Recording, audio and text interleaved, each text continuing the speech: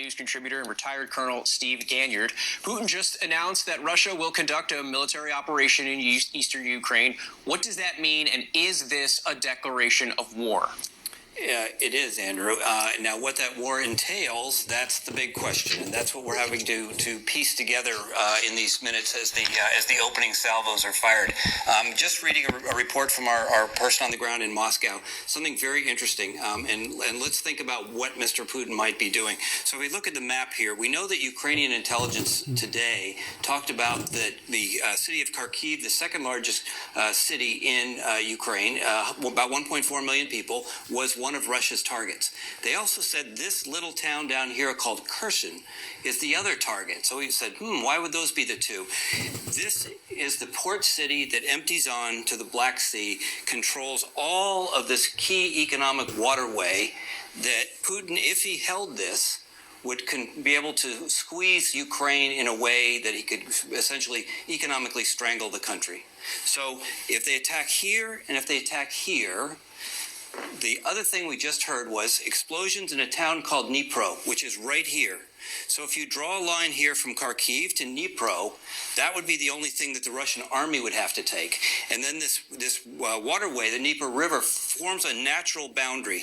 So now Putin could carve off essentially 1/3 of eastern Ukraine and be able to control the river and all of the exports that go down the river into the Black Sea. All of their domestic gas production is here, and this is one of the richest agricultural areas in the world. So if Putin's looking for a prize, Kharkiv, Dnipro, all the way down to Kherson as the forces come up from Odessa, and he owns this part of it. Whether he goes after Kyiv itself, we'll wait and see. Only has about 30,000 troops up here to the north. That's a city of almost 4 million people if you take in the suburbs. So that's a tough thing. But we do know that what Mr. Putin wants is to teach the Ukrainian government a lesson, and if he can, to bring them down and create a puppet government in Kiev. And tonight we've heard the sound of explosions in Ukraine. Help lay this out for us. What could a military operation look like? What does it include? Attacks on the ground, missiles in the air? What would this actually look like? Yeah, we don't know, but what we do know is the Russian playbook. So the first thing that you do in a major invasion like this, where you are attacking a country with very capable surface-to-air missile systems, air defense systems, you would send in cruise missiles and surface-to-surface missiles in all those places where they had missiles that could take down your airplanes. Once the skies are clear, then they'll launch more surface-to-surface missiles that are very accurate, could go after critical infrastructure, power plants, things like that, equipment areas, military command and control. Now that you have the skies clear and you have initial air defense taken out, now you can bring in your bombers, you bring in your attack aircrafts, and you pound the Ukrainian army from the air with no ability to defend themselves. At some point, given all the array of military ground forces we see here, Mr. Putin will come in to Ukraine in some way with some intent.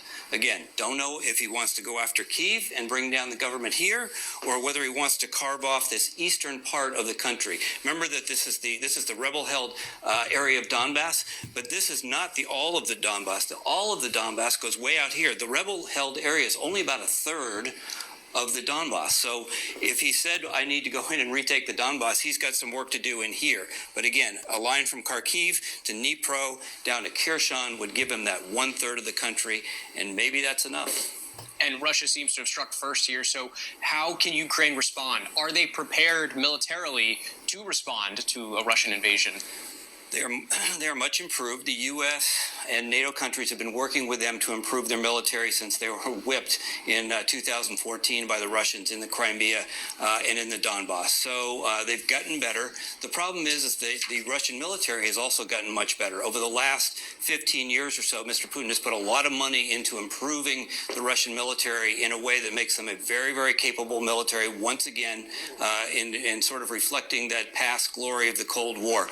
That means that the Ukrainians, even though they sort of match up man for man on the ground, it still means that the technological advantages that the Russian army, Russian military, Russian Air Force has really is going to be no match. So will Mr. Putin be able to take large parts of Ukraine? Yes, it may take weeks, it may take months, but eventually he'll be able to do that. What he will not be able to do is be able to hold that territory. You think about it, it takes about 3 to 1 in terms of the number of troops. So if he has 150, 170,000 troops around here, if he's going to even hold this much of Ukraine, he's going to need double or triple that, and he can't afford that. He goes into an election in 2 years from now and can't have body bags coming home from some bloody occupation like he saw in Chechnya. So it's probably going to be a get in, get out. I think we heard that tonight where he says he doesn't want to hold terrain, wants to teach the government a lesson. What that lesson is yet to be seen. For the Ukrainians' defense, how does the mobilization of reservists help? Because really what they're going to have to do is fight sort of a militia, an insurgency. So remember we saw insurgencies in Iraq and Afghanistan that we had to fight. It's actually quite difficult because you have people who believe in the defense of their country, that they've been invaded by a country. They're very proud that the national spirit of Ukraine has grown since the independence in 1991 from Russia. So you have Russians invading and killing Ukrainians, and so what they're going to have to do after they eventually get overrun is sort of go into the militias and fight a guerrilla war. And that ends up being very, very bloody, not only for the Ukrainians, but eventually for the Russians. And Colonel, last question here. American troops are overseas right now. What kind of support could they provide Ukraine, and how will they engage? Zero. It'll be the President Biden has made it very clear that this is not our fight. So Ukraine is not a member of NATO. It's never going to be a member of NATO. Someday maybe it'll be a member of the EU, but it is not our fight. It's not NATO's fight, but it is still very, very concerning. If you think about it, Andrew, this part of the world has a really bad track record for small world wars turning into brush fires and world wars. So it's one of these things that needs to be watched because there's a lot of historical overhang here that's quite scary. Colonel Gander, thank you for that insight, and we'll be back.